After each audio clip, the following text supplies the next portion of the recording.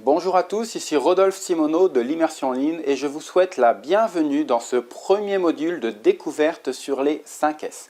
Alors, d'ici la fin de ce premier module, vous aurez compris ce que sont les 5S, pourquoi vous avez besoin des 5S dans votre entreprise, dans votre usine ou dans votre service, peu importe le domaine d'activité dans lequel vous travaillez, que ce soit un hôpital, un atelier de fabrication ou des bureaux tout simplement. Et finalement, nous allons voir un petit peu les origines des 5S et nous allons découvrir finalement que les 5S ne sont peut-être pas, comme la plupart des gens le pensent, originaires du Japon, mais peut-être bien ailleurs. Alors commençons par une définition des 5S.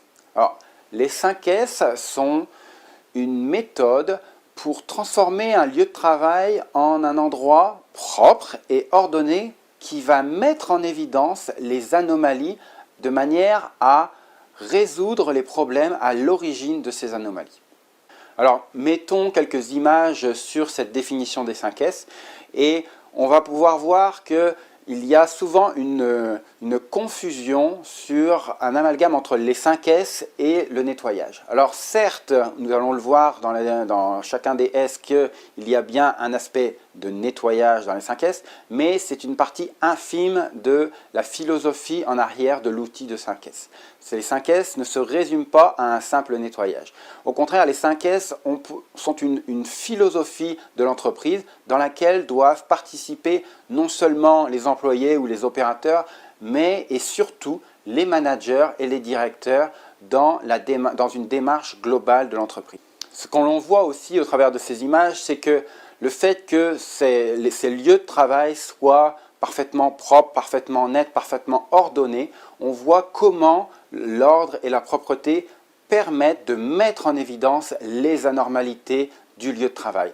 Les sources de contamination par des saletés, le manque d'un outil de manière visuelle. Le fait que dès que quelque chose n'est plus à sa place, quand on a l'habitude que tout soit bien à sa place, dès qu'il manque quelque chose à sa place, on le voit visuellement. C'est ce qu'on appelle donc la détection visuelle des anomalies. Et c'est l'un des buts fondamentaux du 5S, c'est de mettre en évidence les anomalies rapidement, visuellement, de manière à prendre les décisions, les résolutions de problèmes qui doivent être faites de manière à continuer à avoir cet environnement de travail propre et net sur le long terme. Alors se pose souvent la question dans le cadre des 5S de la culture. Est-ce que nous, occidentaux, avons réellement une culture qui permet de déployer les 5S dans nos entreprises, dans nos usines ou dans nos bureaux? Alors, ce qui est intéressant de comprendre dans les 5S, c'est que leurs origines ne sont pas nécessairement au Japon. Et on a souvent coutume de dire que la culture japonaise est plus facile pour implanter ce genre d'initiative. Et finalement, on s'aperçoit que les 5S ont pour origine les États-Unis. Et ce n'est plus ni moins que Henry Ford qui, lors de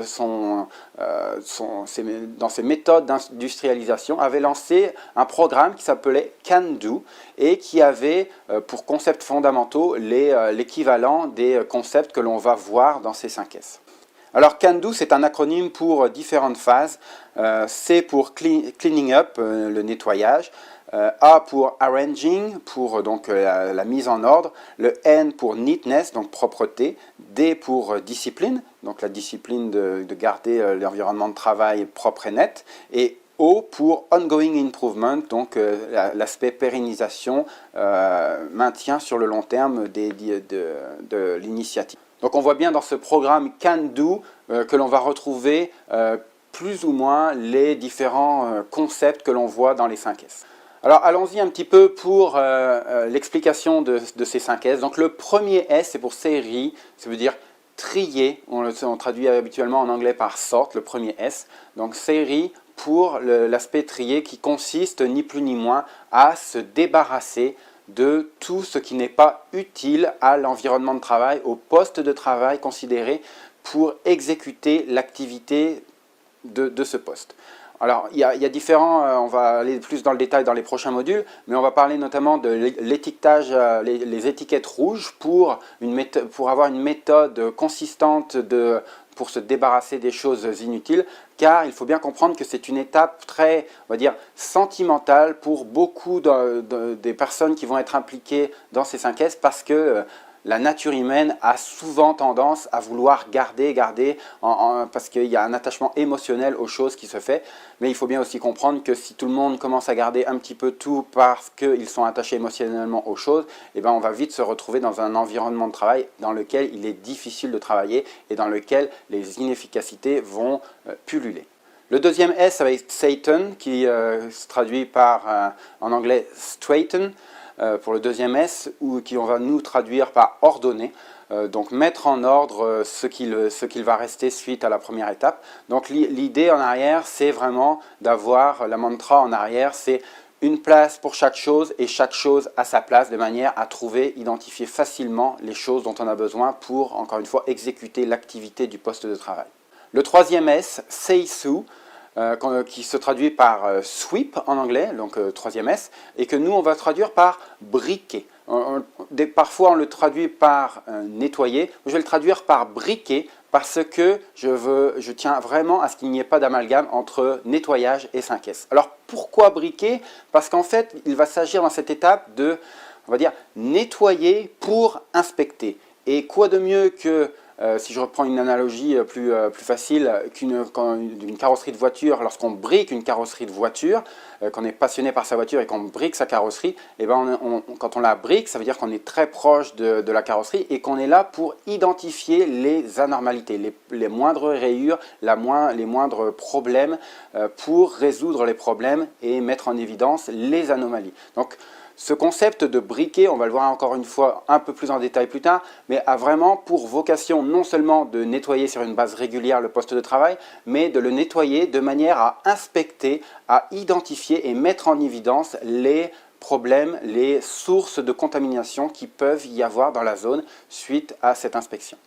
Donc le quatrième S qui va être Seiketsu, standardize en anglais pour le quatrième S, que nous on traduira par standardiser tout simplement, et qui consiste ni plus ni moins qu'à mettre en place des standards visuels pour permettre aux utilisateurs de la zone de travail à avoir des repères clairs pour la mise en conformité de la zone de travail quant à différents critères de nettoyage, de mise en place des objets. Donc on va voir un petit peu comment, à l'aide du management visuel, on est en mesure de mettre en place des standards qui vont être suivis par les utilisateurs de la place de travail. Je vous rappelle que Taichi Ohno, donc l'un des pères fondateurs du Lean, a expliqué clairement que s'il n'y a pas de standard en place pour une activité, il ne peut pas y avoir amélioration continue sur cette activité. Et donc à partir de ce moment-là, si on n'est pas en mesure de définir des standards clairs pour tout le monde à respecter, il est difficile de pouvoir, il est même inenvisageable de pouvoir espérer progresser sur le chemin du Lean Manufacturing.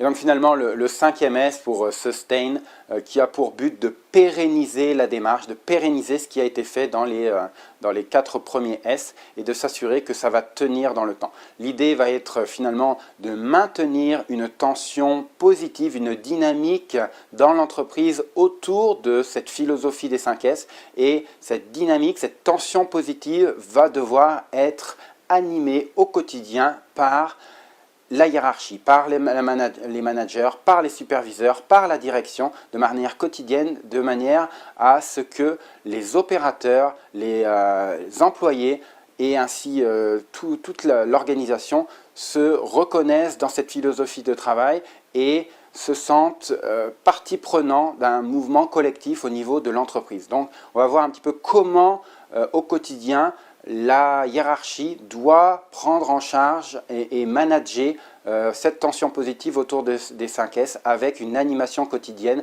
via différents outils et notamment les audits quotidiens. Voilà, donc ça conclut ce premier module sur la découverte des 5S. Alors je suis bien conscient qu'on a juste fait qu'effleurer les principaux concepts des 5S, mais l'objectif est dans les prochains modules d'aller vraiment en profondeur dans chacun des S et même bien au-delà, en vous proposant des outils, des modèles de déploiement de chacun de ces S, de manière à vous amener à une mise en place pragmatique d'un chantier 5S dans votre entreprise, afin que vous puissiez bénéficier des avantages du 5S sur le long terme. Donc, dans les modules suivants, on va voir plus en profondeur notamment les étiquettes rouges, comment les utiliser. Il y a des choses importantes à savoir sur cette étape importante de tri, donc dans le premier S.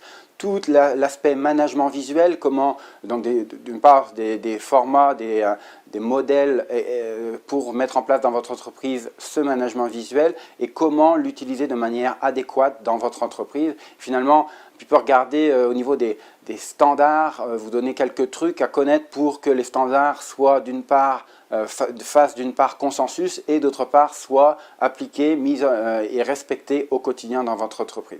Donc tout un programme dans lequel on va s'investir au cours des prochains modules. Encore une fois, je le rappelle, les 5S ne sont pas dédiés à des ateliers de fabrication. Ils ont leur rôle à jouer, un rôle important à jouer dans l'élimination du gaspillage, dans des bureaux, dans du travail de bureau, dans des hôpitaux, dans des processus plus administratifs. Il a un rôle très important à jouer. Et donc, on va aussi voir un peu cette mise en œuvre dans ce genre d'industrie.